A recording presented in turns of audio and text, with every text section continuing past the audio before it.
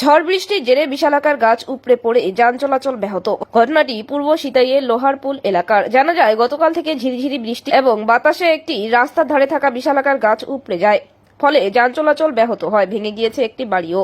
ঘটনায় ব্যাপক চাঞ্চল্য ছড়িয়েছে সংশ্লিষ্ট এলাকায়। পথচলতি এক মানুষ জানায়, দীর্ঘক্ষণ ধরে যান চলাচল ব্যাহত। অবিলম্বে প্রশাসন গাছটিকে সরিয়ে ফেলুক, এটাই আমাদের কামনা।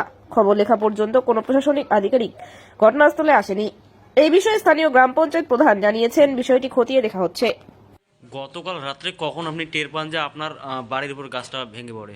একটা সময় রাত একটা। তখন কোথায় ছিলেন আপনি? আমি মানে ঘুমের অবস্থায় ছিলাম। হ্যাঁ। বিকট শব্দ যখন হলো, শব্দ হওয়া মাত্র আমি টের পেলাম যে কিছু একটা হয়েছে। তা বাইরে গিয়ে দেখলাম যে ওই গাছটা উপরে মানে প্রচণ্ড একটা ঝড় আসছিল, খুব একটা ঘূর্ণিঝড়ের ব্যাগে গাছটা উপরেই পড়ে আমার ঘরের মধ্যে পড়ে। কি নাম আপনার? নুরুল নবী মিয়া। এই জায়গাটার নাম? এটা হলো পূর্ব সিতাই লোহারপুল।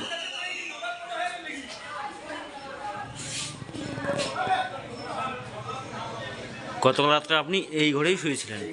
দাদা, বলছিলাম গতকাল রাত্রে কখন এই ঘটনাটা ঘটে? আর দেখা যাচ্ছে এই বিশাল আকারের গাছটি একটা বাড়ির উপর পড়ে যায়। আর তাতে কি কোনো ব্যক্তির ক্ষয়ক্ষতি হয়েছে? ক্ষয়ক্ষতি হয় নাই, কিন্তু ক্ষয়ক্ষতি ঘরটার হয়েছে। তার মোটামুটি ধরো কি ঘরটার একদম পুরো মানে একদম তার ঘরটার অস্তিত্বই নাই আর কি, এইরকম অবস্থা। কিন্তু মানুষ ছিল ভিতরে। কি নাম আপনার?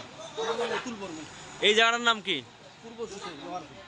তো ইতিমধ্যে কি প্রশাসনিক মহল থেকে এই গাছটাকে কাটার জন্য কোনো লোকজন এসেছে?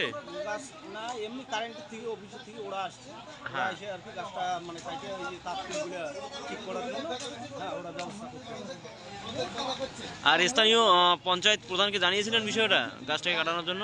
পঞ্চায়েতকে জানানো হয়েছে। পঞ্চায়েত যখন আসতেছে উনি বলছে যে কাটুন গাছ।